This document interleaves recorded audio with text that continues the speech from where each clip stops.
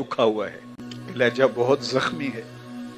امت پہ ایسا وقت بھی آنا تھا، ہماری بے بسی، ہماری بے حسی، 56-57 اسلامی ملک اور غیرت کا جنازہ اٹھ چکا ہے۔ لیلۃ القدر کی مبارک گھڑیاں اور مسجد اقصی میں گولیاں برسائی جا رہی ہیں۔ کریا کریا، بستی بستی، صحرا صحرا خون۔ امت والے، کتنا سستا امت کا ہے خون۔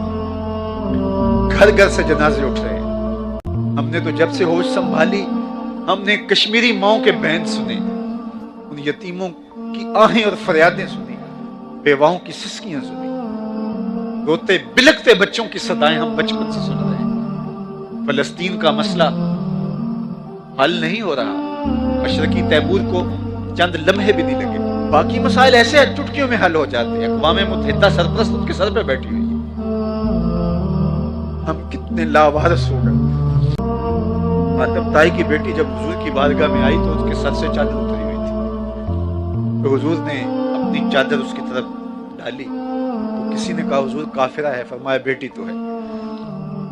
حضور نے گوارا نہ کیا کہ اس کے سر سے چادر اتری ہو، تو اقبال نے مثنوی چے باید کرد اقوام شرق کے اندر بحضور رحمت للعالمین کے نام سے ایک نظم لکھی، اس میں یہ واقعہ سارا درج کیا، اور اس کے بعد اقبال حضور کی چادر رحمت کو تھام کے پکارتے ہیں، ما ازاں خاتون تے اریاں تریم، پیش اقوام جہاں بے چادریں، اے رحمت عالم ہمارے سر سے بھی وقار کی چادر اتر چکی ہے۔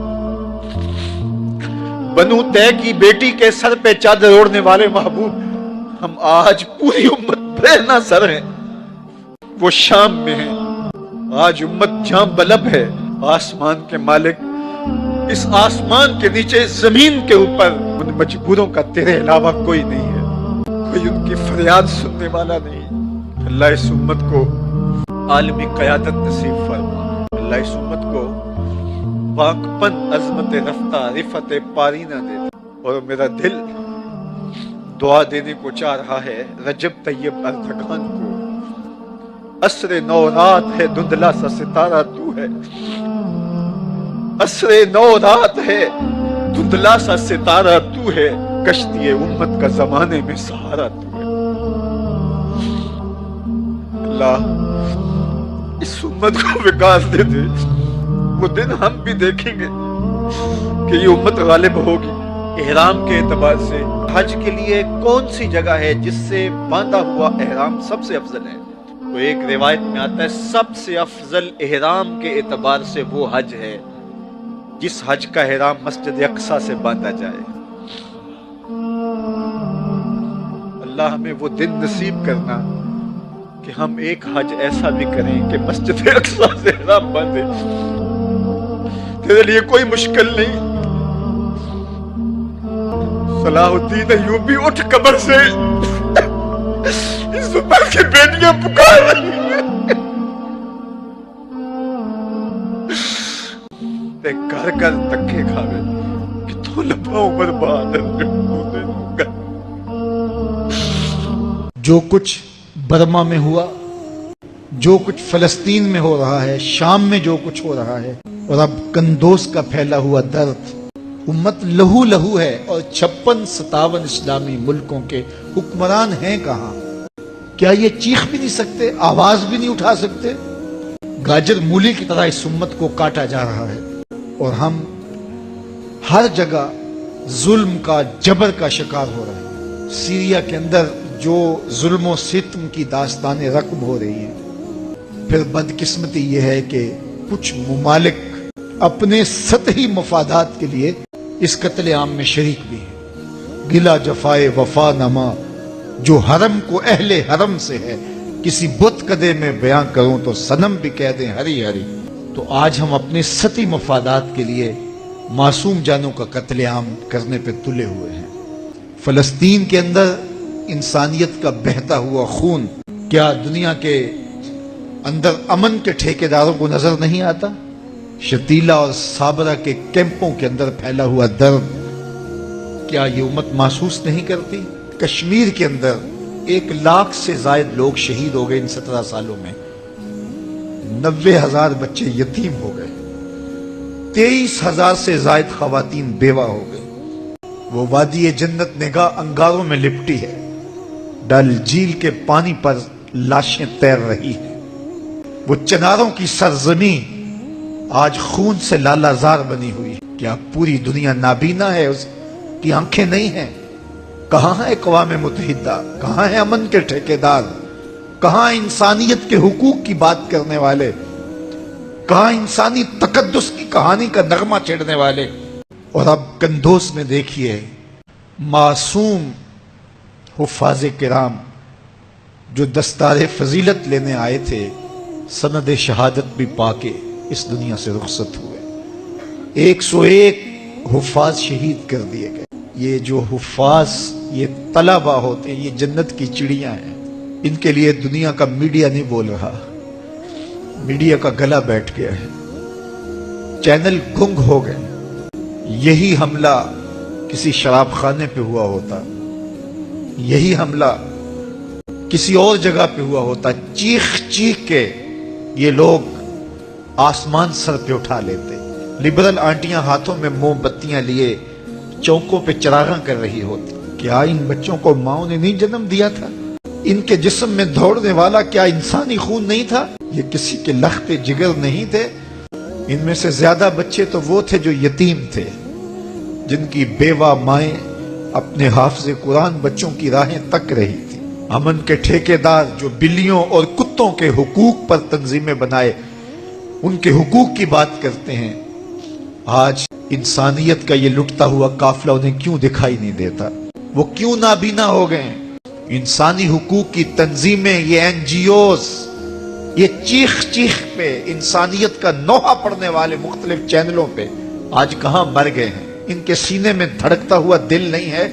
اور افسوس تو یہ ہے کہ 56-57 اسلامی ملکوں کے حکمران بے حس ہو گئے، انہیں کچھ دکھائی نہیں دے رہا۔ انسانیت لٹ رہی ہے، انسانیت کا جنازہ اٹھ رہا ہے۔ یہ معصوم پرندے، یہ ننھی کلیاں، یہ حافظ قرآن بچے، یہ طلبہ، یہ اللہ کے مہمان ہیں۔ صحیح حدیث میں آتا ہے کہ طالب علم کے پاؤں تلے اللہ کے نوری فرشتے پر بچھاتے ہیں، جن پر رحمتیں اترتی ہیں، جن کے نیچے فرشتے بھی پر بچھا رہے ہیں۔ تم نے ان پہ بم گرائے؟ ثناخان تقدیس مغرب اب کہاں ہیں؟ انسانی حقوق کی بات کرنے والے اب کہاں ہیں؟ کیا یہ خون رائے گاں چلا جائے گا؟ کبھی رائے گاں نہیں جائے گا، یہ خون کبھی بھی رائے گاں نہیں جائے گا۔ خون جب بہتا ہے تو جم جاتا ہے اور پھر اپنے اثرات چھوڑتا ہے۔ تو اسی خون شہیداں سے چراغاں ہوگا اور اسی سے اس امت میں بہار آئے گی۔ تو یہ خوش نصیب بچے جو سند فراغت پا کے اپنے گھروں کو جا رہے تھے، ان کی بیوہ مائیں ان کا انتظار کر رہی تھی اور بیٹے جنت سدھار گئے، مائیں منتظر رہیں۔ کتنے خوش نصیب لمحے ہیں، ہم بھی اس مرحلے سے گزرے۔ میں کہتا ہوں جو حافظ قرآن ہوتا ہے یا عالم دین بنتا ہے، اس کے لیے اس کی شادی پر اتنی خوشی اسے نہیں ہوتی جتنی دستار فضیلت پہ ہوتی ہے۔ جب سر پر عزت کی دستار سجتی ہے، فرشتے بھی بلائیں لے رہے ہوتے ہیں، حوریں بھی بلائیں لے رہی ہوتی ہیں۔ بد نصیبوں، تم نے کہاں تیر مارا، دل گائل کر دیا۔ اللہ تعالیٰ جل شانہ اپنی خاص رحمتوں سے ہم سب کو مالا مال فرمائے اور اس امت کو کھویا ہوا وقار عطا کر دے۔ اللہ اس امت کو عمر فاروق کا سایہ ہی عطا کر دے۔ اللہ اس امت کو اتحاد دے، اس کو اتفاق اور یگانگت کا نور دے۔ جب یہ امت متحد ہو جائے گی تو پھر کوئی میلی آنکھ سے بھی نہیں دیکھ سکے گا، لیکن ہمارے افتراق نے، ہمارے انشقاق نے، ہماری باہمی لڑائیاں نے، ہماری جغرافیائی تقسیم نے، ہماری فرقہ وارانہ لڑائیوں نے دشمن کو دلیر کر دیا۔ آج حکمران صرف اپنے سطحی مفاد کے لیے، صرف سطحی مفاد کے لیے امت کا بہتا ہوا خون گوارا کر رہے ہیں۔ عوام بے حس ہو گئی ہے، علماء ایک دوسرے کے جبے پھاڑ رہے ہیں، ایک دوسرے کی دستاریں اتار رہے ہیں، ممبر و محراب سے نفرت کے سبق دیے جا رہے ہیں۔ کتنا نازک دور تھا اس امت پر، اور ہم کیا کر رہے ہیں اور کیا کرنے جا رہے ہیں؟ ہماری سوچ، ہماری اپروچ کیا ہے؟ ہم اپنے انداز زندگی اور طرز معاشرت کو دیکھیں ہم کہاں کھڑے ہیں۔ قوم کا ایک حصہ مغرب زدہ ہو گیا ہے، مغرب کی نکالی فخر محسوس کرتا ہے، اور حکمران دولت کے پجاری ہے۔ اتنی دولت ان پوری دنیا کے حکمرانوں نے لوٹ لی ہے، لوگوں کے وسائل نچوڑ لیے ہیں، ان گدوں نے نوچ لیا پوری امت کو، لیکن اس کے باوجود ان کے پیٹ ہی نہیں بھر رہے۔ ہمارے تعلیمی ادارے کلرک پیدا کر رہے ہیں، تعلیم صرف روزی کمانے کے لیے، روٹی کمانے کے لیے، انسانیت کی تعمیر کے لیے نہیں رہ گئی۔ کس کس کا دکھڑا کہیں، بمبا کجا کجا نہ ہم کہ ہماں داغ داغ است۔ کسی نے کہا تھا کہاں کہاں روئی رکھوں، جگہ جگہ سے تو خون بہ رہا ہے۔ کوئی ایک شعبے میں بگاڑ ہو تو دور کیا جا سکتا ہے، امت سازی نہیں ہوئی، امت کا تو تصور ہی رخصت ہو گیا۔ ہم امت کی بات کرتے ہیں، بعض لوگ ہمارے دین میں شک کرنے لگ جاتے ہیں، آپ امت کی بات کیوں کرتے ہیں؟ اللہ اس امت کو کھویا ہوا وقار دے، ہر شخص اپنے اپنے منصب کو سمجھے اور امت کو جوڑنے کی کوشش کرے، توڑنے کی کوشش نہ کرے۔ اور میرے مالک وہ دن دور نہ رہیں، اب جلد کر امام مہدی کو اس دنیا پر بھیج دے، حضرت عیسیٰ کا نزول کر دے۔ وقت کے دجال تیرے رسول کی امت کے گلے کاٹ رہے ہیں، اے اللہ حضرت امام مہدی کے عساکر کو بھیج دے، حضرت عیسیٰ کے عساکر کو بھیج دے۔ میں تو اس انتظار میں بیٹھا ہوں، اور وہی اس امت کی بگڑی بنائیں گے اور اس کشتی کو ساحل مراد پہ لگائیں گے، ورنہ یہاں کاروبار کرنے والے ان مقدس ناموں پہ بھی کاروبار کرتے ہیں۔